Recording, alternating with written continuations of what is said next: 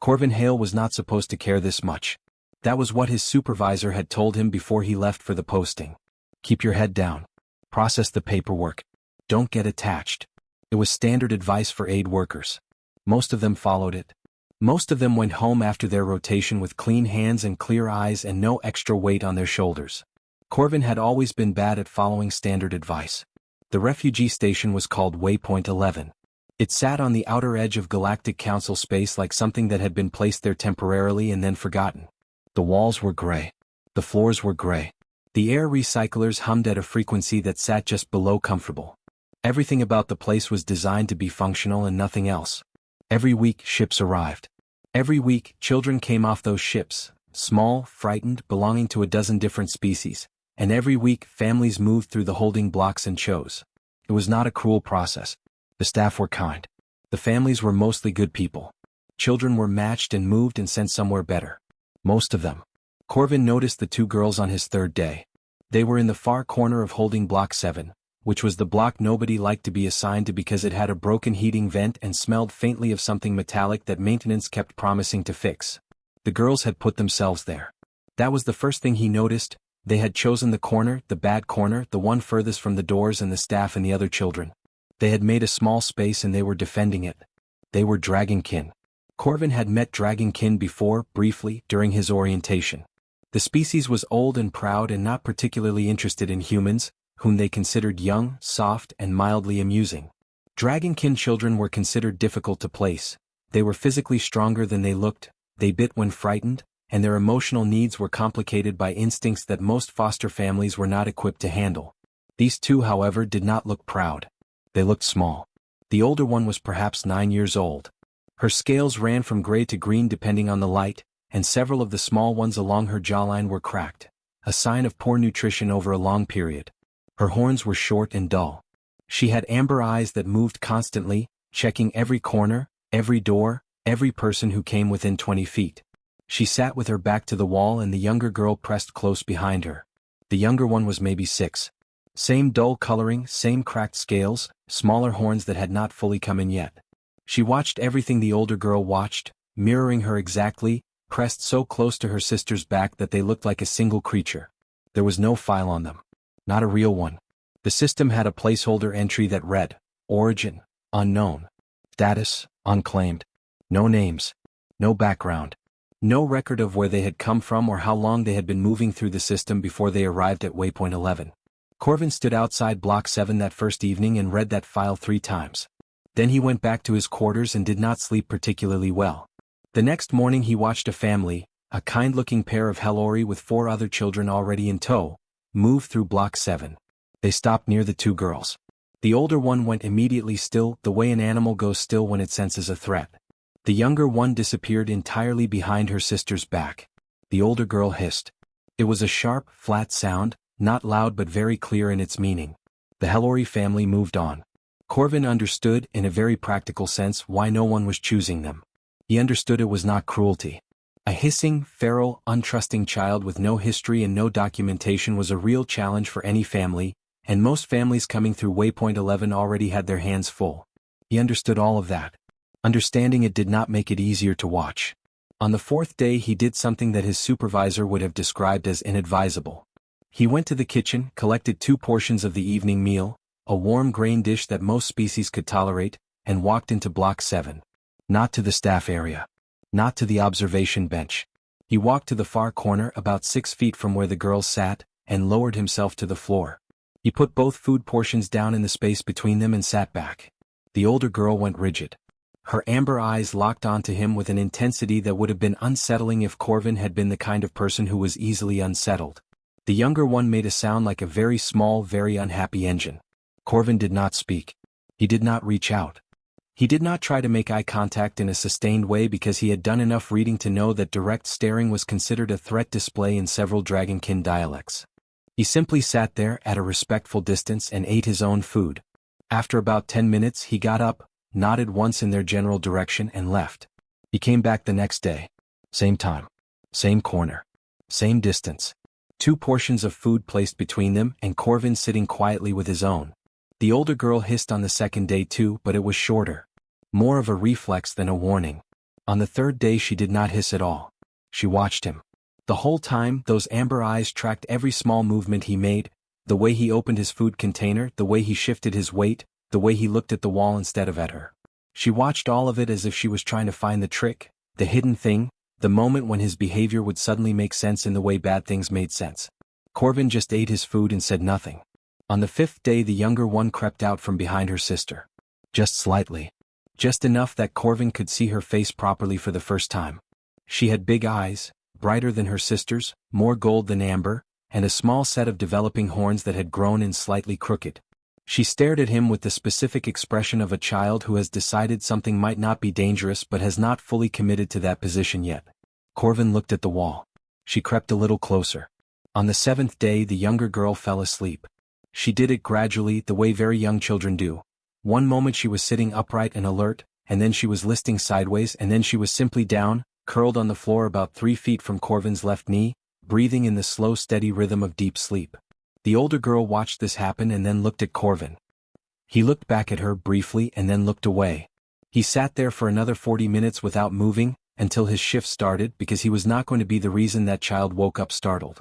On the 10th day, Corvin placed the food down as usual and sat back, and after a long moment the older girl reached forward and took one of the portions. She did not look at him when she did it. She kept her eyes forward, very deliberately, as if eye contact would make the action mean something she was not ready for it to mean. Corvin said nothing. He finished his food. He stood up. He dusted off his uniform. Then he said, very quietly and without making it a big moment, "Same time tomorrow." He was not sure she understood. He was not sure she cared. He went back to his quarters and sat at his desk for a long time, and then he pulled up the administrative forms he had been looking at for 3 days and had not yet filled out. He started filling them out. The form was long. The requirements were extensive. The section for guardian background and qualification assessment alone was 11 pages. There was a subsection specifically about human applicants seeking custody of non-human children, which was its own separate document. Corvin made a cup of bad instant coffee and worked through it all. At one point he stopped and looked at the blank field marked child's name. He left it blank for now. That was not his to fill in. He submitted the first form at 2 in the morning, went to bed, and slept better than he had in weeks. In Block 7, in the far corner with the broken heating vent, 2 small girls slept curled together against the wall, the older one's tail wrapped loosely around the younger one. Between them, neatly arranged, were 2 smooth stones that had not been there the day before. They had come from outside, near the landing dock. Someone had collected them and brought them in. Nobody had noticed. Aldenmere was not an impressive planet. That was the honest truth of it.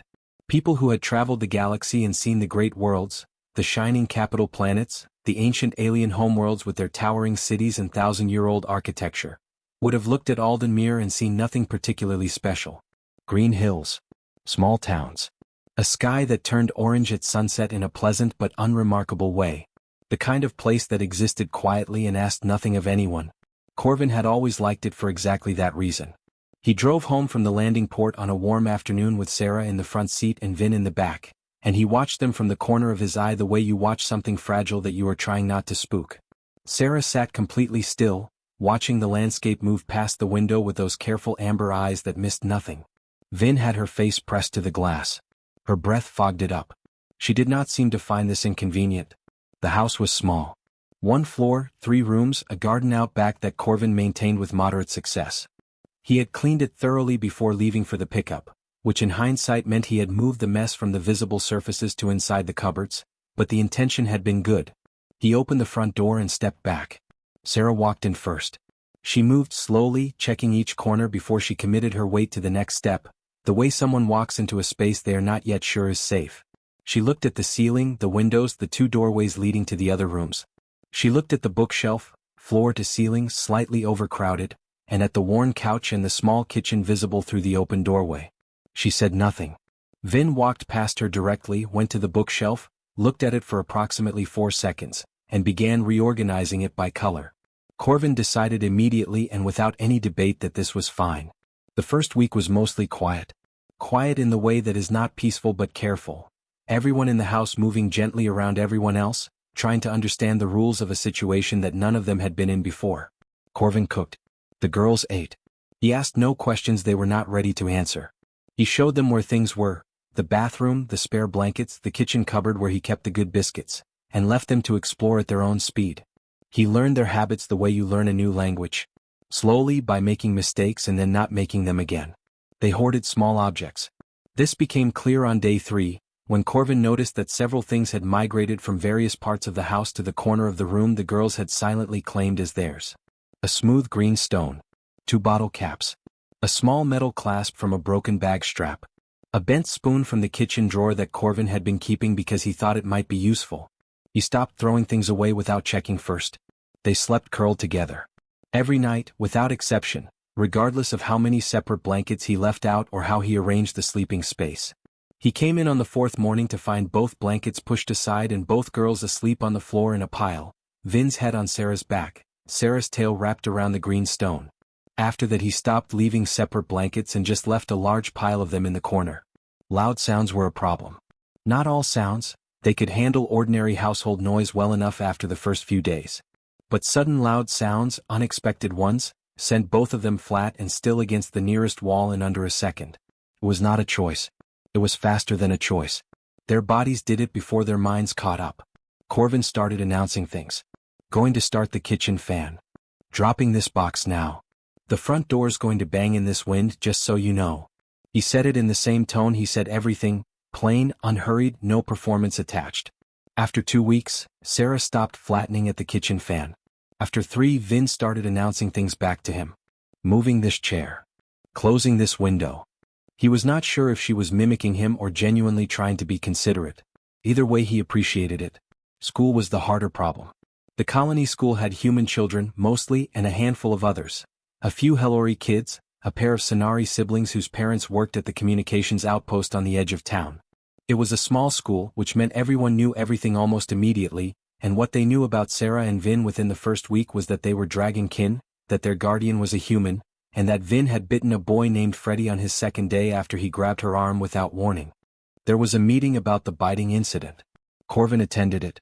He listened to the school supervisor explain the situation in the careful language of someone who was trying very hard to be fair, and then he explained, in equally careful language, that Vin had been grabbed without warning and had reacted the way any frightened child reacts, and that perhaps the lesson about not grabbing other people without permission should be directed at the whole class rather than specifically at his daughter. The supervisor agreed that this was a reasonable point.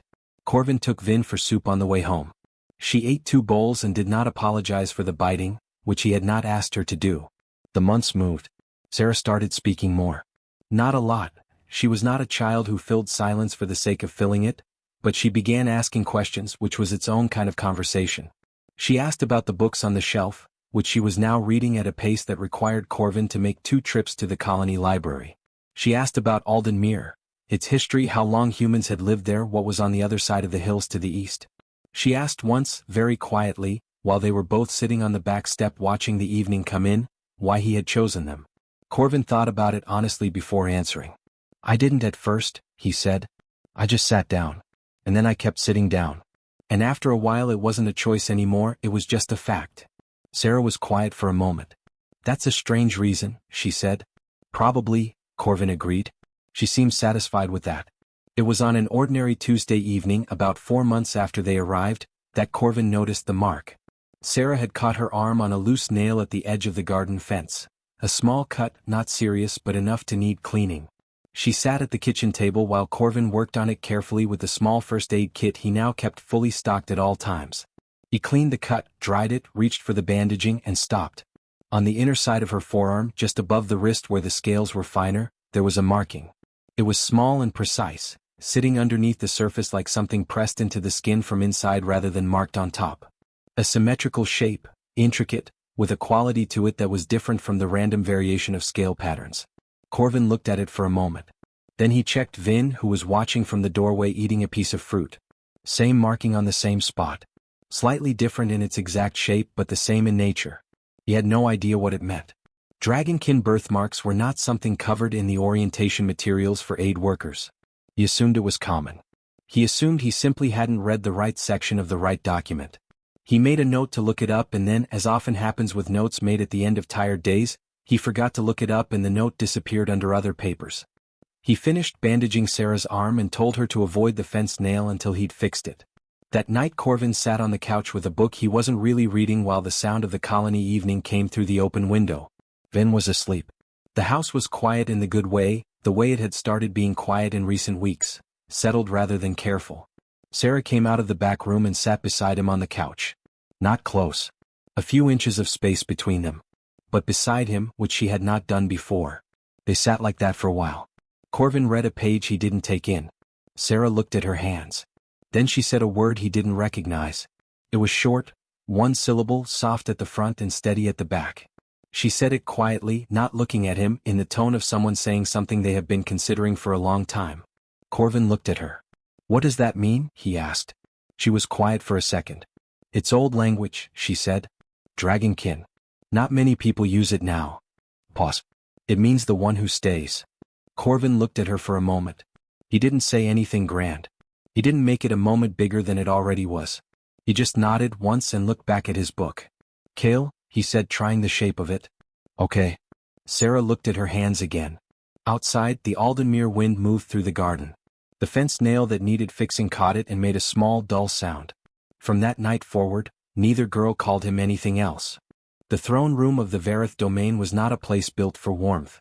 It was built for one thing only, to make anyone who stood inside it feel the full weight of what sat at its center. The ceiling stretched up so high that the top of it disappeared into shadow. The walls were black stone, polished smooth, and the light that moved through the room came from long strips of deep red that ran along the floor like veins.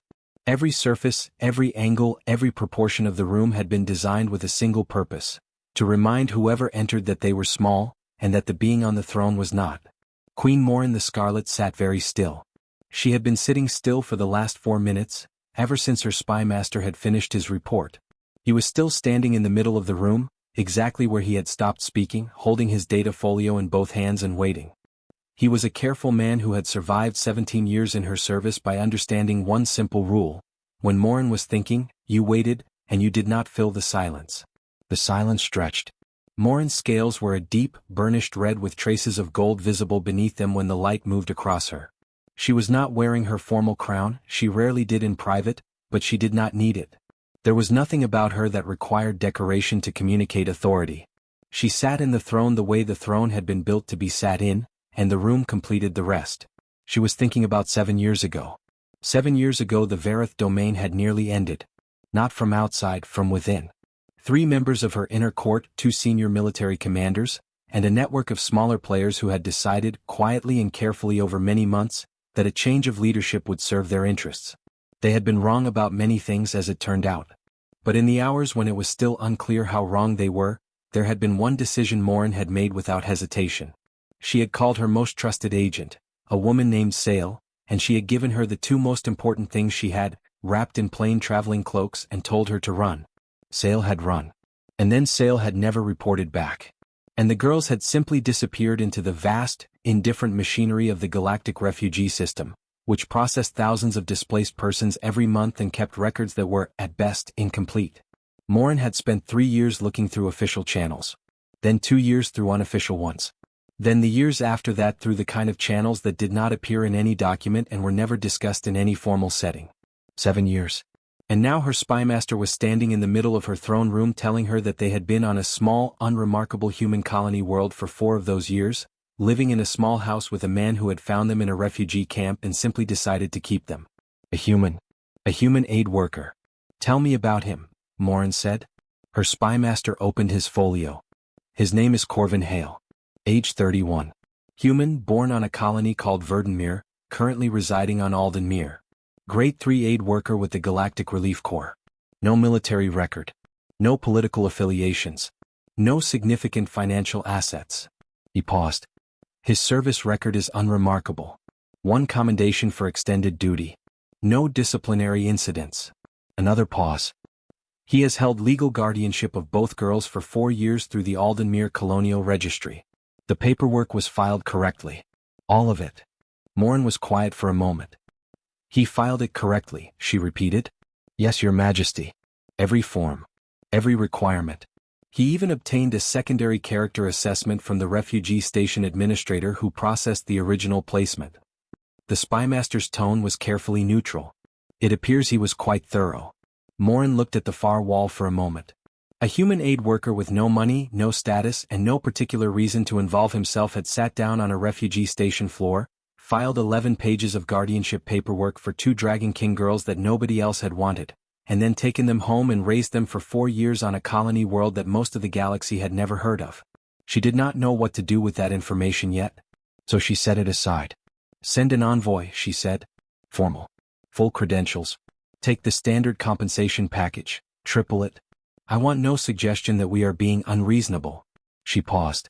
The human will be given a full explanation of the situation and a clear path to step aside with dignity. This does not need to become a confrontation. And if he declines? He won't, Morin said. He's a grade 3 aid worker from a colony world. When he understands who he is dealing with, he will make the sensible decision. The spymaster nodded and closed his folio. He had been in her service for 17 years. He had learned during that time to keep certain thoughts entirely off his face. He kept this one there now. The envoy arrived on Aldenmere on a gray morning when the clouds were low and the air smelled like rain that hadn't fallen yet. There were 3 of them. They came in a mid-sized formal transport.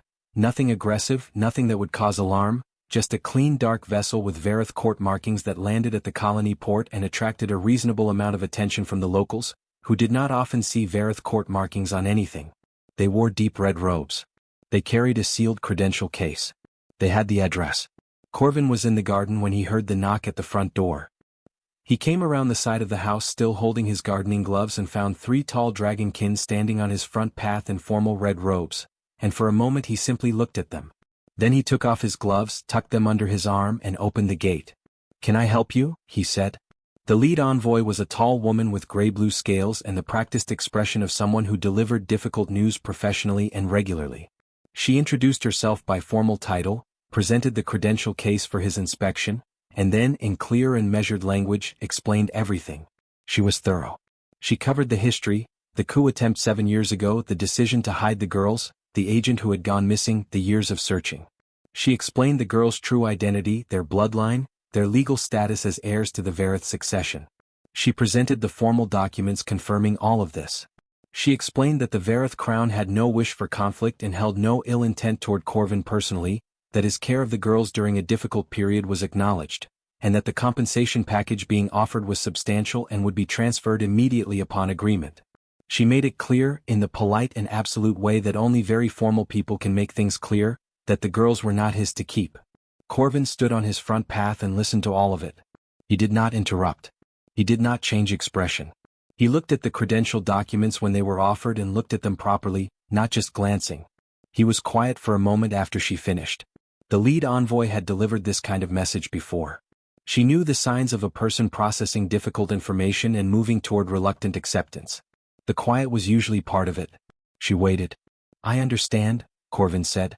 She allowed herself a small internal sense of relief. "No," Corvin said. She stopped feeling relieved. "I'm sorry," she said. "I said no." His voice was the same as it had been the whole conversation. Plain, unhurried, no particular heat in it. "I heard everything you said. I understand the situation you're describing. The answer is no." The lead envoy looked at him for a moment. Behind her, the 2 junior officials were very still. "Sir," she said carefully, "I want to be sure you understand what you are declining. These are royal heirs. The Vareth crown's legal claim to its own bloodline supersedes any colonial guardianship arrangement under Galactic Council family law, section. I'm familiar with Galactic Council family law," Corvin said, which was not entirely true but was not entirely false either. He had spent several evenings in the last 4 years reading things he had never expected to need to read. "My answer is still no. You're welcome to come back with more paperwork." He looked at the credential case which she was still holding and then back at her face. "Is there anything else?" he said. There was a pause. "This will not end here," the lead envoy said. "Not as a threat, just as a fact delivered in the same professional tone as everything else." "I didn't think it would," Corvin said. He nodded once, turned and walked back into his house. The door closed. On the other side of it in the hallway Sarah and Vin stood very still. They had heard every word through the thin walls of a small colonial house that had never been built to keep secrets. Sarah's face was unreadable. Vin's hands were tight at her sides. Corvin looked at them both for a moment. Then he held up his gardening gloves. "I need to finish the back fence," he said. "Who wants to help?" Neither girl moved for a second. Then Vin unclenched her hands. "I'll get the tools," she said quietly. She walked past him toward the back door, and Corvin watched her go, and said nothing more about the people in red robes standing on the path outside his front gate, because there was nothing more that needed saying today. Today there was a fence to fix. The ships appeared on a Thursday morning. Corvin was making breakfast when Vin came in from the back garden and said, in the careful tone she used when she was trying not to sound worried, that there were large things in the sky that had not been there yesterday. He went outside and looked up. Through the cloud cover, 3 dark shapes sat in low orbit, not moving, not signaling, not doing anything at all except existing where they could be clearly seen from the ground. They were Vareth warships. Anyone on Aldenmere with a basic knowledge of galactic vessel types could see that from the markings alone. Corvin looked at them for a moment. Then he went back inside and finished making breakfast. The call started an hour later. The first was from the colonial governor's office. A junior administrator who spoke in the careful, apologetic tone of someone delivering a message they personally disagreed with but had been told to deliver anyway. The situation had become complicated. The Vareth Crown was applying diplomatic pressure through the Galactic Council. The colonial government was in a difficult position. Perhaps Corvin might consider, just consider, whether a cooperative approach might be in everyone's best interest. Corvin thanked him for calling and ended the call. The second call was from a Galactic Council liaison officer who explained at some length that the Council had great respect for the human colonial communities and that this was in no way a reflection of any judgment about Corvin personally, but that the legal framework surrounding royal bloodline claims was quite clear and the Council strongly encouraged. Corvin ended that call too. The third, fourth, and fifth calls were from 2 human colony representatives and a community mediator who all, in slightly different ways, said the same thing. The ships in orbit were a serious matter. The Vareth Crown was not an enemy anyone wanted. There were children to think about, not just Corvin's children but all the children on Aldenmere, all the people, all the families who would be affected if this situation became something worse than it currently was. Corvin listened to all of them. He was polite. He did not argue or raise his voice. At the end of each call he said he understood their concerns, and then he ended the call. By midday his communication device had 47 missed contacts. He turned it face down on the kitchen table and sat for a while. He was not angry. Anger was not particularly useful and he had never had much patience for it in himself. He was thinking, working through the situation the way he worked through most problems, which was to look at it from every side until he found the angle that made sense. The Vareth Crown had ships in orbit. They were not going to fire them. That would be a galactic incident of enormous proportions, and Morin was, by all accounts, a calculated woman who did not make moves that cost her more than they gained. The ships were pressure. They were a reminder of what was possible, not a promise of what was coming. The colonial government was frightened and would, if pushed, tell him to comply. They were not cruel people but they were practical ones, and practically speaking, 1 human aid worker and 2 Dragon King girls were not worth a diplomatic crisis. The Galactic Council would follow the political wind. Right now the wind was blowing toward the Vareth Crown, because the Vareth Crown was large and old and had many allies, and Corvin was none of those things. Official channels, in other words, were not going to help him. He sat with that understanding for a while. Then he got up, found his recording device in the drawer where he kept things he used rarely, set it on the kitchen table and sat down in front of it. He did not prepare a speech. He did not write notes or practice anything. He just sat there for a moment in his ordinary kitchen in his ordinary house, and thought about what was true, and then he started recording. He spoke for 11 minutes. He did not shout. He did not perform outrage or make large dramatic statements about justice or human rights or the failures of the galactic system. He just talked in the same plain, unhurried way he talked about everything, and he told the truth in the order that it happened. He explained who he was. He explained where he had found Sarah and Vin, and what their file had said, and how long they had been unclaimed. He explained the 10 days on the floor of Block 7 and the paperwork he had filed and the 4 years since. He showed the original guardianship documents, held them up to the camera, every page. He described the envoy's visit and what had been said. He described the ships now sitting in orbit above a colony world where children went to school and people grew vegetables in their gardens and nobody had asked to be part of a royal succession dispute. He did not say anything bad about Morin. He did not make it political. He described the situation plainly and let it be what it was. At the end he said, "I am not a politician and I am not trying to start anything. I am a father who is not going to hand his daughters to strangers because it would make things easier for people who are not the ones who would have to live with it. That's all this is. I thought people should know." He stopped the recording. He watched it back once to make sure the documents were legible on camera. Then he posted it to every public network he had access to, which was not many, and went to cook dinner. He did not think much would come of it. He was wrong about that. By the time dinner was ready, the video had been viewed 200,000 times. By the time the girls were in bed, it was over 1 million. Corvin checked the numbers once, put his communication device back face down on the table, and went to sleep. In the morning, the device was buzzing continuously and the number had passed 11 million. The reactions were not all the same. Human colony networks were loud and almost entirely on his side. The image of a plain-spoken man in an ordinary kitchen holding up guardianship paperwork while warships sat over his house had landed somewhere deep in the collective chest of people who understood what it meant to be small and expected to be quiet about it. Other species were more divided. Some found the whole situation uncomfortable. Some found it interesting. Some found it instructive. But they were all, crucially, talking about it.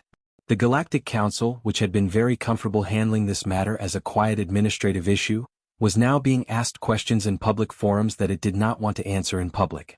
Council representatives who had been casually leaning toward the Vareth position were suddenly aware that leaning had become visible. Morin's quiet diplomatic plan had become a very loud political problem. Corvin was aware of none of the larger strategic implications of this. He was in his kitchen making soup when Sarah appeared in the doorway. She stood there for a moment, and he could tell from the way she was standing, very still, weight forward, the way she stood when she had decided to say something she had been holding for a while, that this was not a casual visit to the kitchen. "We heard what the envoy said," she said. "About who we are. What we are." "I know," Corvin said. He did not stop stirring. "We heard it before the envoy too," she said. "Pieces of it. At school. People talk." Pause. "We just didn't know if it was true." "It seems like it is," Corvin said. The spoon moved in slow circles. The soup smelled like the good kind of ordinary. Sarah was quiet for a moment. "Does it change anything?" she asked. "For you. Does it change what you think about us or what you—" She stopped. Started again. "Does it change things?" Corvin stopped stirring. He turned around from the stove and looked at her properly. This girl who had reached for food across a cold floor 7 years ago and had been reaching, in her quiet, careful way, ever since. Who had taught herself to trust one small thing at a time. Who had called him a word in an old language that meant the one who stays, and had meant it and had been right to mean it. He looked at her for a moment. "No," he said. "Just that. No explanation added to it, no list of reasons, no performance of reassurance. Just the word, said plainly, in the same tone he said everything, because it was simply true and true things did not need dressing up." Sarah looked at him. Something in her face shifted. Not dramatically, not in a way that anyone who didn't know her would have caught. Just a small settling, like a door that had been held slightly open finally resting in its frame. She nodded once. Then she came and sat at the kitchen table, pulled her book out from under her arm and started reading. Behind her, through the window, the shapes of 3 warships were still visible against the pale morning sky. Corvin turned back to the stove. The soup needed another 10 minutes. Nobody expected the Queen to come herself. That was the thing nobody had planned for. The colonial governor had prepared for more envoys. The Galactic Council liaison had prepared for more formal letters. Corvin's lawyer, a tired, quietly furious man named Aiden who had taken the case 3 weeks ago and had not slept properly since, had prepared for more legal filings. Everyone had prepared for the next step in a long, slow, official process. Nobody had prepared for the ship. It came down on a clear morning when the air was cold and the sky was very blue and the light was the kind of clean early light that made everything look simple. It was dark red, the ship, and it was large. Not a warship exactly, but the kind of vessel that did not need to be a warship to communicate everything a warship would.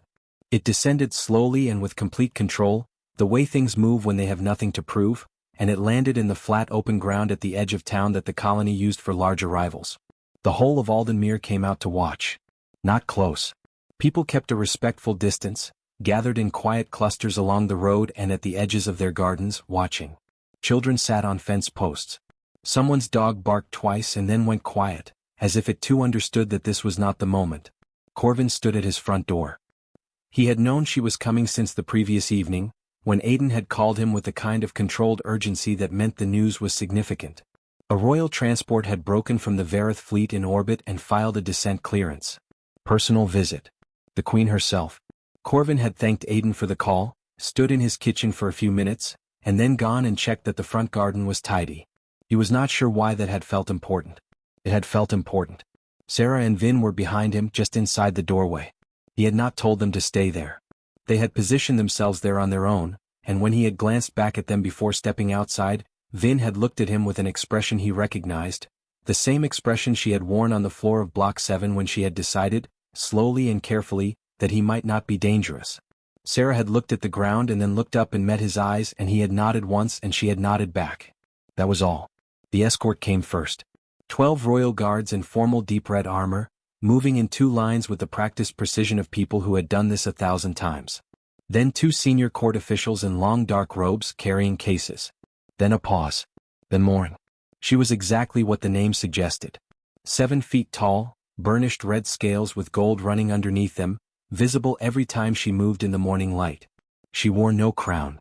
She wore formal court clothing, deep red and black, structured and severe, and she moved with the absolute physical certainty of a being who had never once in her life had to wonder whether she would be noticed when she entered a space. She walked the length of the path from the landing site to Corvin's front garden, and every person watching from a distance went very still. She stopped at the front gate. She looked at Corvin. Corvin looked back at her. He was aware, in a very clear and practical way, of exactly what he was. A 31-year-old human man of average height standing in front of a small colonial house in a garden that still had a slightly uneven fence post on the left side. He was aware of what she was. He was aware of the 12 guards and the 2 officials and the ship and the 3 warships still sitting in orbit above his head. He was also aware that his daughters were standing behind him, and that awareness was larger than all the other ones combined. Morin spoke. Her voice was deep and carried without effort, the way voices carry when they have spent decades being listened to. Stand aside, human. I have not come to cause harm to anyone. I have come to take my daughters home. They are home, Corvin said. His voice was plain and quiet and it did not shake, which he was grateful for. Something moved in Morin's expression, not anger, not quite. Something more complicated than anger. They are royal heirs of the Vareth throne. This is not a matter of preference or sentiment. This is a matter of blood and law and succession. Step aside. I heard you, Corvin said. No. For a moment nobody moved. Then Morin turned her gaze past him. She looked at her daughters for the first time in 7 years. Whatever she felt in that moment, and she felt something, it was visible even across the distance, even through the controlled stillness of her face. She did not let it change what she did next. She had calculated this. She had a tool that did not fail. She had never needed it before because it had never needed to be used. It simply existed the way the deep laws of blood right existed, as a fact of what she was and what they were. She invoked the blood call. It was not a sound exactly. It was not a word or a command in any language that could be written down. It was something older than language, a resonance that lived in the specific structure of Vareth royal blood, a call that ran from sovereign to heir along lines laid down over generations. A pull. An instruction written into bone itself. No heir had ever resisted it. The effect was immediate. Vin made a sound, a small sharp sound like something pulled tight, and her whole body lurched forward 1/2 step before she caught herself. Her hands found the door frame on both sides and gripped it, and Corvin heard the wood creak under the pressure. Her scales flared, not with color but with heat, a visible shimmer running from her shoulders down to her hands, the physical symptom of a body fighting itself. Her feet did not move. She was shaking. Her whole frame was shaking, her jaw clenched, her eyes wide and wet and fixed on some middle point between herself and Morin, and low sounds were coming from her throat, not cries but close to cries, the sounds of effort at the absolute edge of what effort could do. Her feet stayed where they were. Morin pressed harder.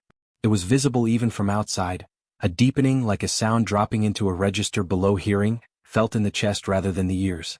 The royal guards had gone very still. The 2 court officials were exchanging looks they were trying hard to keep off their faces. The wood of the door frame cracked slightly under Vin's hands. She did not move forward. Corvin stood between them and did not move, because there was nothing he could do in this moment. No paperwork, no video, no plain-spoken truth that could reach into the space between a sovereign power and the blood it was calling. This was not his territory. He knew it. He stood there anyway. Then Sarah stepped forward. Not toward Morin. She moved to Corvin's side, 1 step, placing herself beside him rather than behind him, and she looked at the Dragon Queen across the front garden with amber eyes that were clear and steady and not unkind. She was 13 years old. She stood straight and still. I know who you are, she said. Her voice was quiet and carried no performance in it, no anger, no grief, no drama. Just truth said plainly. I know what happened. I know why you sent us away. I've read about the coup. I understand why you did what you did. Morin said nothing. Her eyes were on Sarah with an intensity that had changed in quality, no longer the focused intent of a sovereign invoking a power, but something rawer underneath it. But you sent an agent, Sarah continued. And the agent didn't come back. And we waited. Pause. Nobody came. Another pause. And then he came. She did not point at Corvin. She did not need to. Every day. The same time. He sat on the floor and brought food and asked for nothing. Every day for 10 days and then every day after that and then every day for 4 years. Her voice stayed even. That's who we are now. That's who Vin is. That's who I am. We're his. The blood call stopped. Not faded, stopped. As if it had run into something it had not been built to move through and had simply ceased. Vin's grip on the door frame loosened. She was still shaking but differently now, the shaking of exhaustion rather than resistance. She stayed where she was. Morin stood very still. In 17 years of service, the spymaster standing behind her had learned to read the Queen's silences. He had never seen this one before. It was not the silence of a person thinking. It was the silence of a person who had received information that did not fit into any category they had prepared. Behind Corvin, on 100 rebroadcast feeds, the galaxy watched. The morning light moved across the garden. Nobody spoke.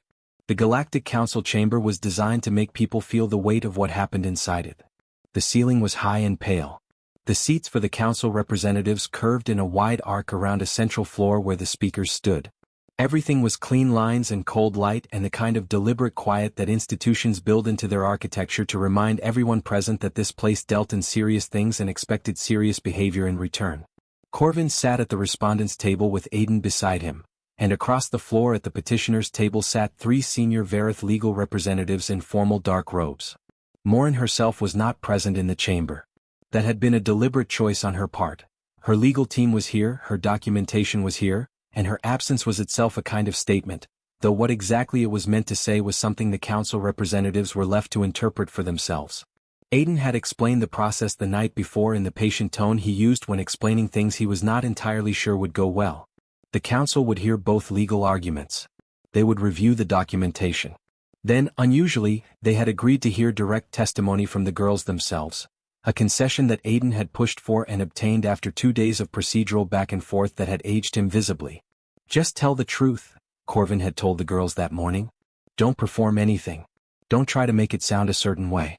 Just say what's true. Sarah had looked at him like he had said something obvious. Vin had asked if there would be food at the council chamber. There was not, as it turned out, which Vin made clear she found disappointing. The legal arguments took most of the morning. The Varith legal team was excellent. They were precise and thorough and presented everything in the correct order with the correct documentation attached. The bloodline evidence was real. The royal registry records were real. The original circumstances of the girl's placement in the refugee system, the coup, the trusted agent, the decision made under extreme pressure 7 years ago, were presented clearly and without exaggeration. It was a strong case because the facts behind it were strong. Aiden presented 4 years of guardianship records. School attendance. Medical care. The original refugee station paperwork with the administrator's signed character assessment.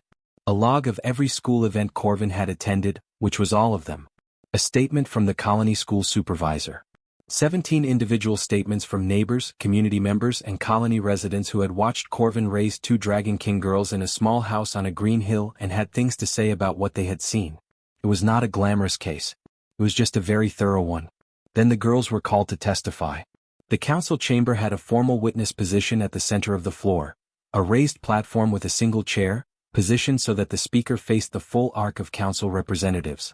It was designed deliberately to feel exposed. Most witnesses found it uncomfortable.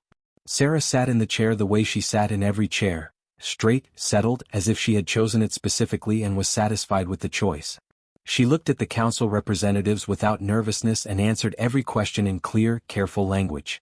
She was asked about her understanding of her bloodline and royal status. She said she understood it fully and had spent considerable time researching it over the past several months. She was asked whether she felt any connection to the Varith domain and its traditions. She said she found it interesting and intended to learn more about it. She was asked whether she understood what she would be giving up by remaining in a human colonial guardianship arrangement rather than returning to claim her royal position. Sarah considered this question for a moment. Not because she didn't know the answer, but because she wanted to give it the honest consideration it deserved. I understand what I would be going back to, she said. A throne I didn't grow up near. A court full of people I don't know. A mother who is a stranger to me. I also understand what I have. A house. A father. A place where I know where everything is and I know what happens next and I know that the person responsible for me will be there in the morning. She paused. I know which one I understand. That's all I can tell you. The council representatives wrote things down. Vin took the chair next. She sat in it sideways. One of the chamber officials moved toward her to correct this, caught the expression on her face and decided against it. Vin was asked many of the same questions Sarah had been asked. She answered them in her own way, direct, short, occasionally surprising. When asked about her royal bloodline she said yes, she knew about it. When asked about the Vareth domain she said it was very large. When asked about her life on Aldenmere she said it was good and that the garden had too many things growing in it but she had organized the shed and that had helped. Then a senior council representative, an older Hellori man who had been on the council for many years and had seen many hearings, leaned forward and asked Vin if there was anything she wanted to add. Anything at all, in her own words, that she felt the council should know. Vin looked at him for a moment. Do you know how to make soup? She said. Real soup. From actual vegetables, not powder. The representative blinked. No, I don't believe I. Kale taught me, Vin said. It takes a long time to do it right. You have to stay in the kitchen the whole time and watch it. He always stays. She looked at the representative steadily. He always stays for everything. That's what I know about him. I thought you should know it too. She climbed off the chair. The chamber was quiet. The council deliberated for 2 days. Corvin and the girls stayed in a small rented apartment near the chamber building. Aiden came and went with updates. Morin's legal team filed 2 additional documents. Aiden filed a response to both. Vin reorganized the apartment's kitchen cupboards. Sarah read. Corvin made actual soup from vegetables he found at a market 2 streets over, because the kitchen was there and the habit was too strong to ignore. On the evening of the second day, Aiden came in and sat down and looked at Corvin across the kitchen table with the expression of a man who had received news that was better than he had feared and more complicated than he had hoped.